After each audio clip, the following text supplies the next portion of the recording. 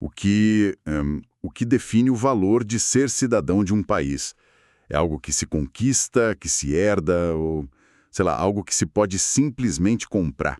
Essa pergunta, que parece até meio maluca, está no centro da nossa análise de hoje. A gente vai mergulhar num debate bem espinhoso. A ideia de que imigrantes poderiam, na prática, pagar para ter um passaporte. Olha, o material que a gente separou aqui é basicamente o registro de uma briga de gente grande. São trechos de uma discussão super intensa, sabe? Com economistas, filósofos, gente da plateia, cada um, claro, puxando a sardinha para o seu lado. Totalmente. De um lado, você tem o argumento da eficiência econômica, assim, pura e dura, e do outro, questões morais muito profundas sobre o que significa pertencer a uma comunidade, sobre democracia. É um quebra-cabeça de opiniões onde as peças simplesmente não se encaixam. Exatamente. E a nossa missão aqui é tentar montar esse quebra-cabeça. Não para achar uma resposta, mas para entender a forma de cada peça. De um lado, temos essa lógica quase empresarial de que a imigração precisa trazer um retorno para o país. Uma visão bem pragmática. Bem pragmática. E do outro lado, a convicção de que a cidadania é um princípio sagrado. Um status que, se tiver um preço, perde todo o sentido. Vamos ver como essas visões batem de frente e o que essa colisão revela sobre os nossos valores. Certo, vamos começar pelo lado que, à primeira vista, parece fazer mais sentido no mundo de hoje. O argumento econômico.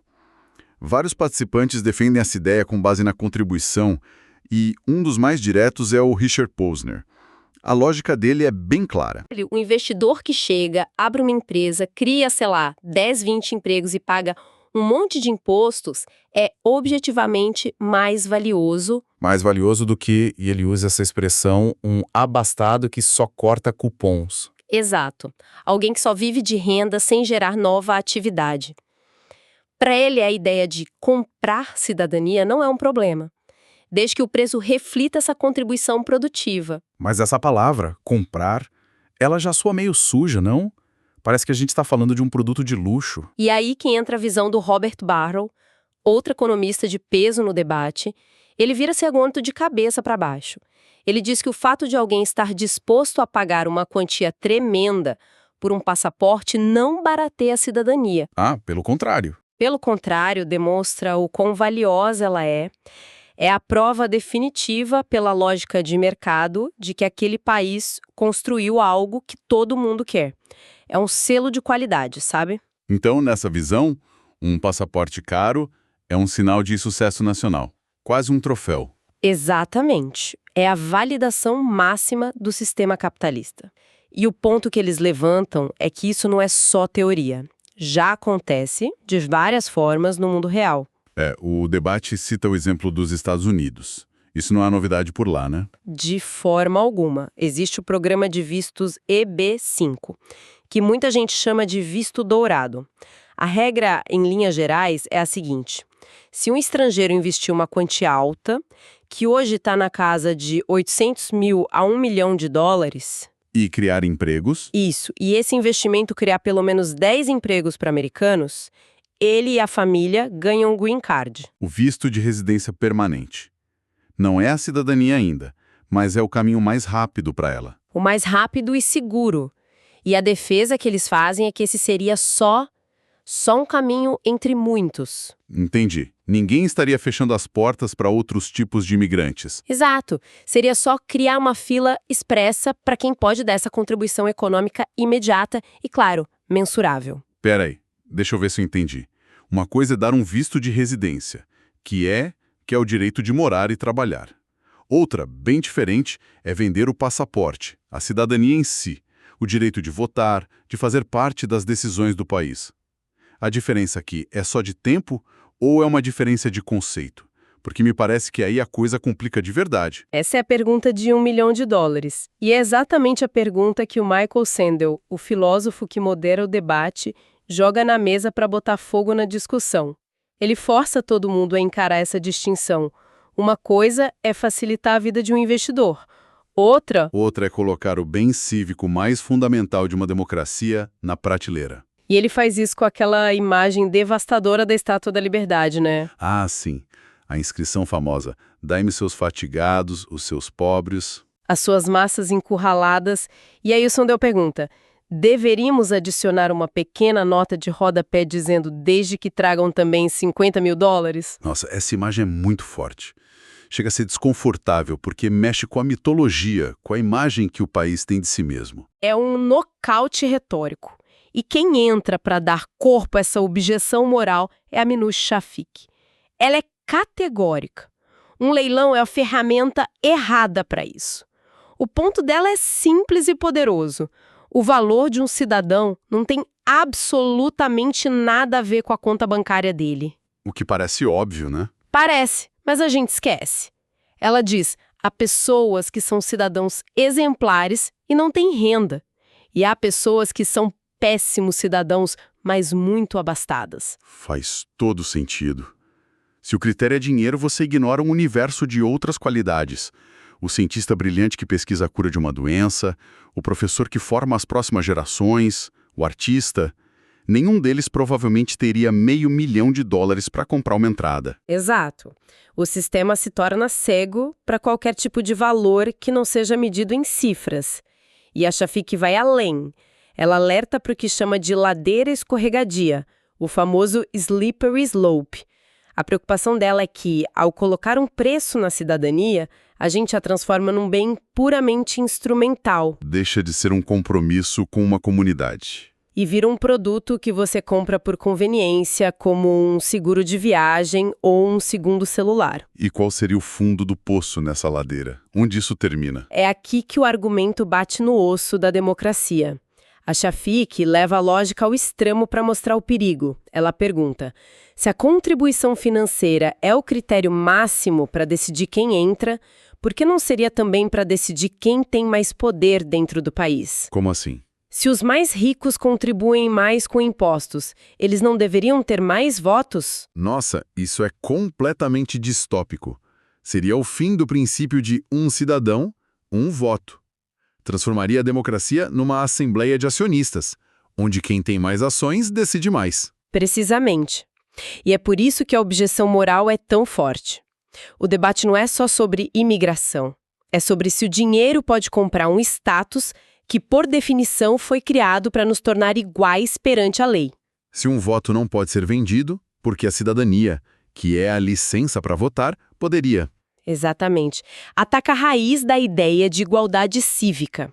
A cidadania, nessa visão, é o que nos iguala, não o que nos diferencia pelo preço. Ok, o choque entre a visão econômica e a moral é claríssimo. Mas o debate não fica só na filosofia, né? A discussão também desce para o mundo real. Sim, e é quando a coisa fica ainda mais complicada. Um participante da plateia levanta uma objeção que parece óbvia, mas que desmonta parte da lógica. Ele diz: dinheiro não é um bom indicador de valor porque a maioria das pessoas no mundo simplesmente não tem dinheiro. E a ideia sugerida de que os pobres talentosos poderiam pegar um empréstimo garantido pelo governo é recebida com escárnio. Outra pessoa na plateia responde na hora, bem secamente: não é assim que o mundo funciona. é uma resposta que mostra o abismo, né, entre um modelo econômico teórico e a realidade da vida das pessoas. Total. Mostra uma certa desconexão, mas a intervenção mais demolidora, o verdadeiro cheque-mate do debate, vem de um participante chamado Abdul. Ele pega o argumento central dos economistas, o da contribuição para a sociedade, e o vira completamente contra eles. Ah, essa parte é genial, ele joga a bomba na mesa. Uma bomba atômica.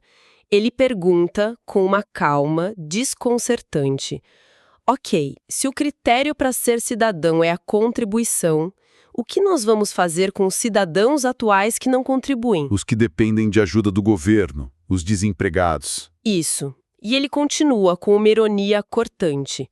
Vamos descidadanizá-los? Vamos matá-los? Deportá-los? O que exatamente vocês pretendem fazer com eles? É uma provocação que te força a encarar o absurdo da lógica levada ao extremo.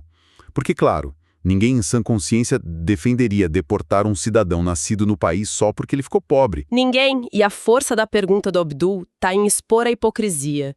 Ela prova que, no fundo, nem mesmo os maiores defensores do argumento econômico acreditam que a cidadania é puramente transacional.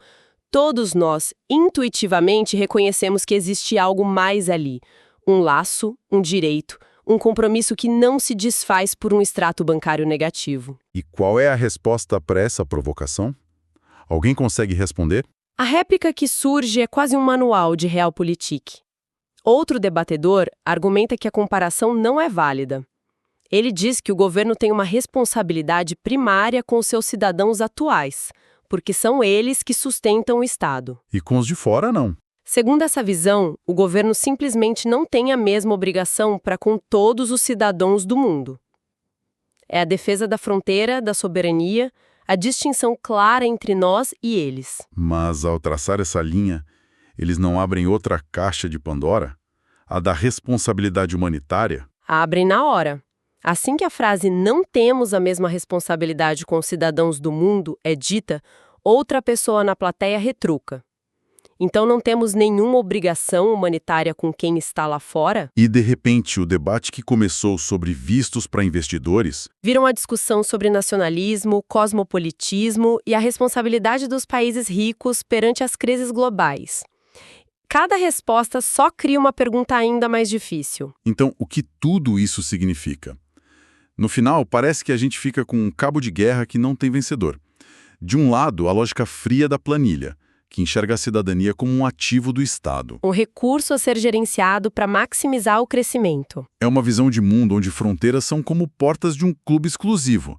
Quem paga a anuidade, entra. Exato. Uma visão de Estado como empresa. E do outro lado, a defesa apaixonada da cidadania como a própria alma de uma nação. A ideia de que pertencer a um lugar é um direito, um laço de solidariedade que simplesmente não cabe numa etiqueta de preço. E que se tentarmos colocar um preço, o valor que se perde é infinitamente maior do que qualquer dinheiro que se ganhe. Corrói a fundação da igualdade. E talvez o mais curioso disso tudo seja o que não foi dito. O debate, como a gente viu, fica o tempo todo polarizado nos extremos. De um lado, o mega investidor com seu $1 milhão. E do outro, a pessoa fatigada e pobre da Estátua da Liberdade, o refugiado. A discussão inteira gira em torno desses dois arquétipos. A briga é entre o topo e a base da pirâmide. É verdade. E o resto? E a gente esquece dos 99% da humanidade que vivem no meio. As pessoas com habilidades, com talentos, com caráter, com uma vontade imensa de trabalhar e construir algo, mas que não são nem bilionárias, nem despossuídas. O engenheiro, a enfermeira, o programador. O pequeno empreendedor. E aí a pergunta que fica para a gente pensar e que o debate não responde é: se um sistema de imigração é desenhado para priorizar apenas os extremos, os muito ricos pela compra e os muito necessitados pelo asilo, que tipo de sociedade esse país está tentando construir? O que isso diz sobre o valor que essa nação atribui a todas as outras formas de contribuição humana? Aquelas que formam o tecido de qualquer comunidade saudável, mas que não vêm acompanhadas nem de um cheque de 6 zeros, nem de uma história trágica. Talvez o desafio real não seja decidir se a cidadania tem um preço, mas sim criar um sistema que consiga enxergar o valor muito além do que o dinheiro pode medir.